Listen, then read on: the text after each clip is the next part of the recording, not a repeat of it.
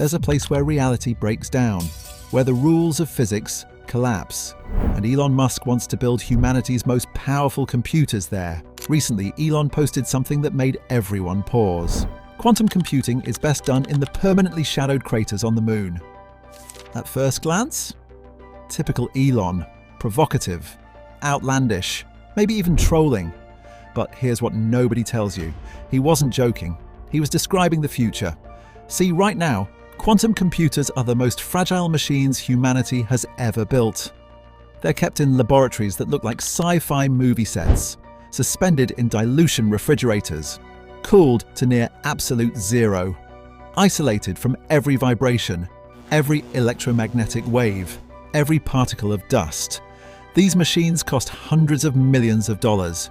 They require teams of physicists just to keep them running. They sit in rooms where the slightest disturbance, a truck passing by outside, someone walking too heavily in the hallway, can ruin an entire experiment. And even with all that protection, they barely work. Why? Because quantum computers don't work with regular bits. They work with qubits. And qubits are made from particles so small, so delicate, that a single photon hitting them can destroy everything. Think about that for a second. A single particle of light. Something your eye absorbs millions of every second without noticing. That's enough to crash a quantum computer. Imagine trying to balance a needle on its point while standing on a boat, during an earthquake, in a hurricane while someone's throwing pebbles at you. That's quantum computing on Earth. We're trying to study the most delicate phenomena in the universe in the noisiest, most chaotic environment possible. It's like trying to hear a whisper at a rock concert. Like trying to see stars at noon. Like trying to measure the weight of a feather in a tornado. Now imagine a place where the hurricane never comes, where earthquakes don't exist, where the boat never rocks, where the needle balances itself. That place exists. And it's 384,000 kilometers away. Let me take you somewhere most humans will never go, the permanently shadowed craters of the moon. Close your eyes and imagine this. You're standing at the edge of Shackleton Crater. The sun is just above the horizon, never setting, never rising. But where you're looking, into the crater, there's only darkness.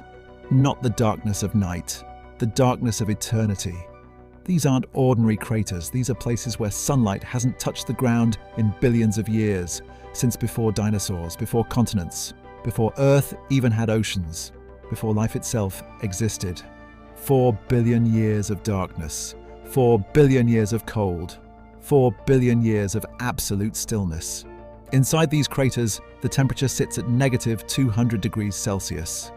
That's colder than Pluto, colder than liquid nitrogen, colder than the surface of Neptune, only 73 degrees above absolute zero, the coldest temperature possible in the universe, the point where atoms almost stop moving. On Earth, creating that kind of cold costs millions of dollars, requires massive refrigeration systems, consumes enormous amounts of energy, and even then we can only maintain it in tiny chambers, isolated from the world. But on the moon, in Shackleton Crater, in Hayworth, in Faustini, it's just there, free, permanent, waiting. Here's where it gets interesting. Temperature is only part of the equation. Quantum computers fail because of something called decoherence. It's when the quantum state collapses because of external interference. It's the enemy of every quantum physicist. The thing that keeps quantum computing from changing the world. Heat does it. Vibration does it. Electromagnetic radiation does it. Even cosmic rays can do it. But here's what most people don't understand. Decoherence isn't just a problem we need to solve. It's the problem. It's the reason quantum computers with 1 million qubits don't exist yet. It's the reason we can't break modern encryption. It's the reason we can't simulate complex molecules. It's the reason quantum computing is still mostly theoretical. Every breakthrough in quantum computing isn't about making qubits better. It's about fighting decoherence for just a few microseconds longer. That's the game. That's the entire field. Fighting the environment. On Earth, we're bombarded constantly.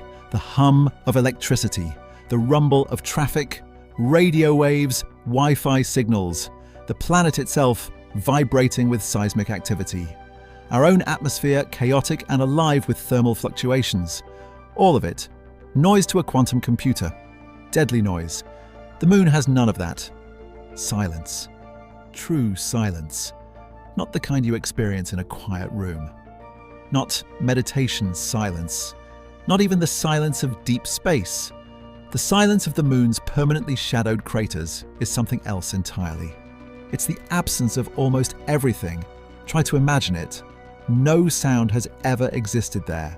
No wind has ever blown. No rain has ever fallen. No voice has ever echoed. For 4 billion years, it's a silence so complete, so absolute, that it doesn't exist anywhere else in the solar system.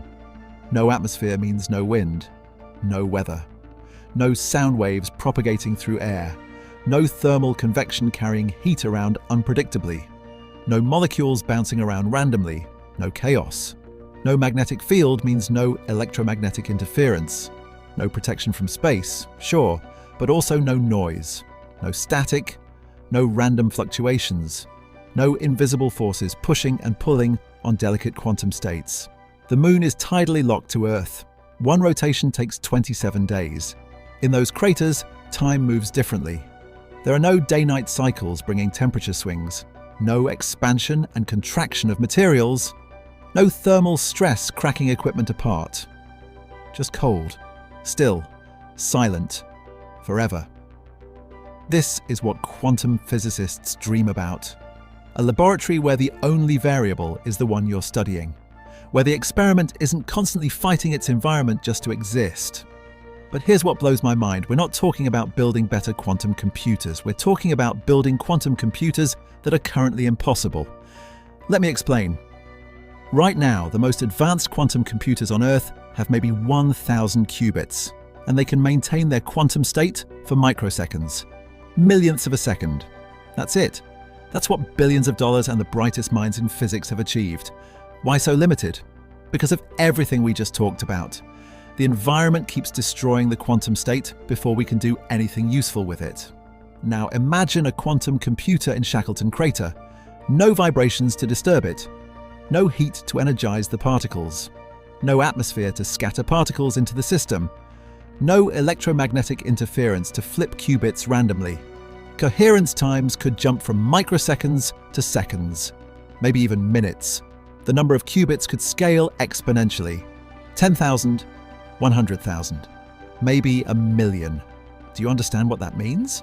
A quantum computer with 1 million stable qubits could simulate molecular interactions at the quantum level. It could design new materials, atom by atom. Materials that don't exist yet. Materials that could revolutionize energy storage. Make batteries last weeks instead of hours. Materials that could make superconductors work at room temperature. Materials that could capture carbon from the atmosphere efficiently enough to reverse climate change. It could crack encryption that currently protects every bank, every government, every secret on Earth. Not in years, in hours, maybe minutes. Every password, every secure communication, every classified document, suddenly vulnerable. It could solve optimization problems that would take our current supercomputers longer than the age of the universe. Protein folding, drug discovery, traffic flow in entire cities, supply chain logistics for the entire planet, financial modeling that could predict market crashes before they happen. It could simulate the Big Bang, model consciousness, understand how thoughts emerge from neurons, how awareness arises from matter. Questions philosophers have asked for thousands of years, answered with mathematics, reverse engineer biological systems, predict the precise folding of proteins to cure diseases we don't even understand yet. Cancer, Alzheimer's, aging itself. This isn't incremental progress. This is a phase shift in human capability. But there's a problem. Actually, there are many problems. And they're the kind of problems that make engineers wake up at night in a cold sweat. Building a quantum computer on the moon isn't just about finding the right location. It's about solving problems humanity has never faced before. First, you have to get there. The moon is 384,000 kilometers away. There are no second chances, no repair crews, no emergency resupply missions, no calling tech support, No ordering replacement parts on Amazon. Everything you need must work perfectly the first time, or you've lost billions of dollars and years of effort. And quantum computers are complex. Thousands of components, millions of connections. Each one has to survive launch, survive the radiation of space, survive landing, and then work perfectly in an environment no one has ever tested them in. Second, you have to build in those conditions. -200 degrees Celsius, in a vacuum, with no atmosphere to dissipate heat from tools, with lunar dust, the most abrasive, staticky, equipment-destroying substance in the solar system, coating everything it touches. Lunar dust isn't like Earth dust. It's sharp, jagged, electrically charged. It sticks to everything. It gets into everything. It destroyed equipment during Apollo missions. And that was just for a few days. Imagine maintaining a quantum computer with that stuff floating around. Third, you need power. Quantum computers require energy. Lots of it. For control systems, measurement devices, error correction algorithms. For the computers that control the quantum computers. For life support if humans are there. For communication systems. For heating the parts that need to be warm while keeping the qubits cold. In a permanently shadowed crater, there's no solar power. The one free energy source in space doesn't work. You'd need nuclear reactors. Probably multiple redundant systems. Which means transporting nuclear material to the moon. Which means solving political problems, regulatory problems, safety problems. Problems that have nothing to do with physics and everything to do with humans. Fourth, communication. The moon is between 1.3 and 1.4 light seconds from Earth. That's the speed limit of information, the fastest anything can travel in the universe. Every command, every adjustment, every bit of data has a built-in delay. You can't control a quantum computer in real time from Earth. You send a command, you wait. You get a response, you wait. For delicate quantum operations that happen in microseconds, that's an eternity. It has to be autonomous, self-correcting, intelligent, making decisions without human input. And if something goes wrong, if a qubit fails, if an error cascades through the system, by the time you know about it, it's already over. Fifth, and this is the one nobody talks about, you have to justify the cost. We're talking hundreds of billions of dollars, maybe trillions, for a machine that most people won't understand and fewer will directly benefit from. So why would anyone do this? Why would Elon Musk even suggest it? Because of what comes after.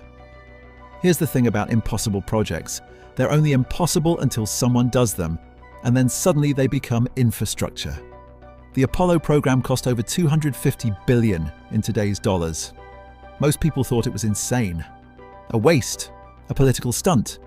But it gave us satellite technology, GPS, weather forecasting, materials science breakthroughs, computer miniaturization, technologies we now consider essential to modern life.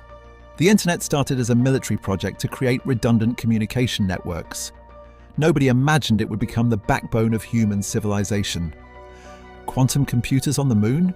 They start as experiments. High-risk, high-cost science projects.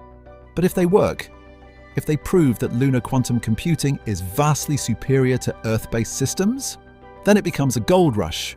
Companies will compete to build the best lunar quantum facilities. Nations will race to establish presence in those craters.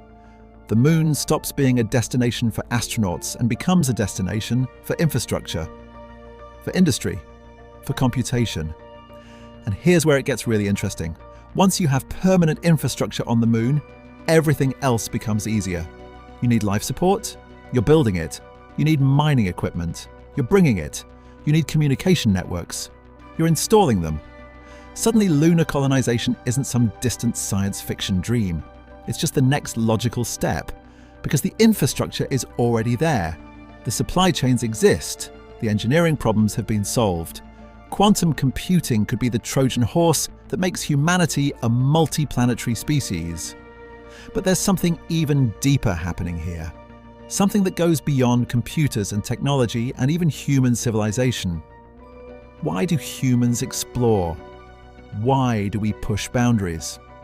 Why do we spend treasure and time and lives reaching for things we can't yet touch? The easy answer is practical benefits, resources, knowledge, survival. But I think the real answer is simpler and more profound. We explore because we are the universe becoming aware of itself. We are matter organized in such a way that it can look back at its own origins and ask why. Think about that. For 13.8 billion years, the universe just existed. Stars formed, galaxies spun, black holes consumed everything around them. But none of it meant anything. There was no observer, no consciousness, no meaning. Then, on at least one small planet, matter organized itself into life. And life organized itself into consciousness. And consciousness organized itself into science. And now the universe can study itself, understand itself, question itself. Quantum computing on the moon isn't really about computers. It's about understanding reality at its deepest level. Quantum mechanics describes how the universe actually works beneath the illusion of classical physics. It's where determinism breaks down and probability takes over, where observation changes outcome, where particles exist in superposition, being multiple things at once until measured, where things can be connected across vast distances instantaneously, where the act of measuring something changes what it is. It's weird, it's uncomfortable. It violates our intuition about how reality should work. Einstein hated it, called it spooky action at a distance. Spent the last decades of his life trying to prove it wrong. He failed, because quantum mechanics isn't wrong. It's just true in a way that doesn't make sense to minds that evolved to hunt and gather on the African savanna. We evolved to understand rocks and trees and predators, not the behavior of particles that exist in multiple states simultaneously. Not the collapse of wave functions, not quantum entanglement across space. And we can barely study it on Earth because Earth is too noisy, too chaotic, too alive. The moon offers us a window, a quiet place to watch the universe doing its strangest dance without interruption, to run experiments that are impossible anywhere else, to ask questions that can't be asked in any other environment. What happens to quantum entanglement over lunar distances? Can we create quantum networks spanning craters? Can we test quantum gravity effects in a stable environment? Can we probe the boundary between quantum and classical physics without environmental decoherence hiding the results? These aren't just academic questions. They're questions about the nature of reality itself, about information, about consciousness, about whether the universe is fundamentally deterministic or probabilistic, about whether multiple realities exist or if wave function collapse is real. And here's the uncomfortable truth. We might discover things we don't like, things that challenge our understanding of free will, causality, time itself. The moon doesn't care about our comfort. It just offers silence and cold and stability. Whether we're ready for what we discover, there is our problem. Let's zoom out for a second. Look at the timeline.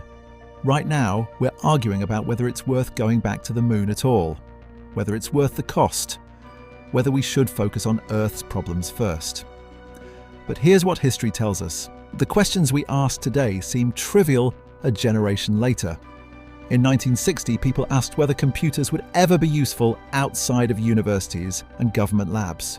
Now, we carry supercomputers in our pockets and get frustrated when a web page takes 3 seconds to load. In 1990, people asked whether the internet was a fad, whether email would replace the fax machine, whether anyone would actually buy things online. In 2020, people asked whether artificial intelligence would ever be more than a research curiosity.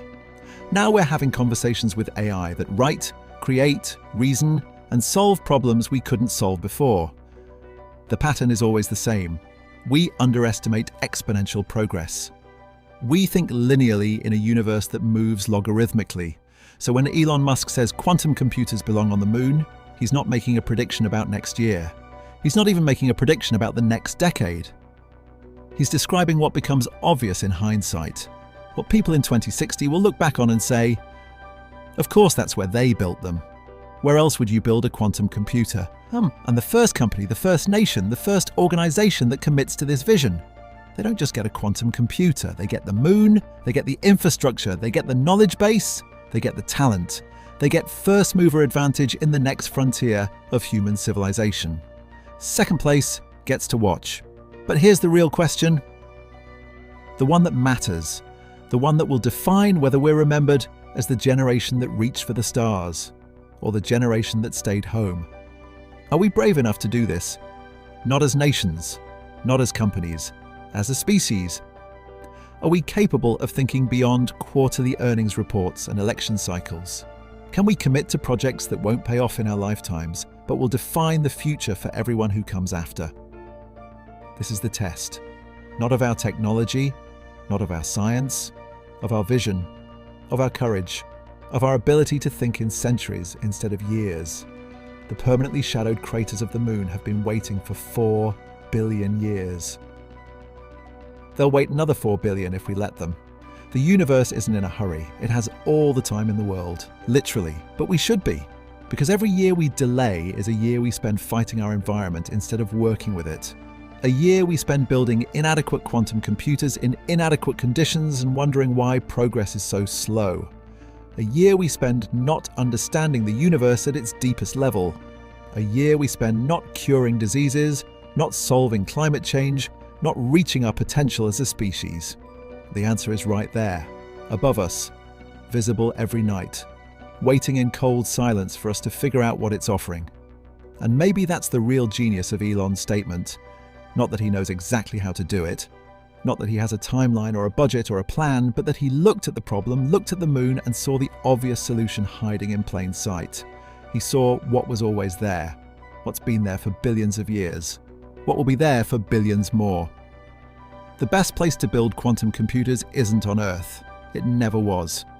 We just didn't realize it because we were trying to force our technology into our environment instead of finding the environment that fits our technology. The moon isn't a destination. It's a tool, a natural laboratory built by cosmic accident to perfect specifications for the exact science we're trying to develop. All we have to do is use it. So the next time you look up at the moon, don't just see a rock in space. Don't just see the place where astronauts planted a flag 50 years ago. Don't just see something pretty to look at on a clear night. See a quantum computer waiting to be built. See the future of cryptography, drug discovery, artificial intelligence, materials science, climate modeling, and technologies we haven't imagined yet. Technologies that will seem as magical to us as smartphones would seem to someone from the 1900s. See the place where humanity finally gets to ask reality its deepest questions without the noise of our own world drowning out the answers. And ask yourself, what are we waiting for? What excuse do we have? What fear is holding us back?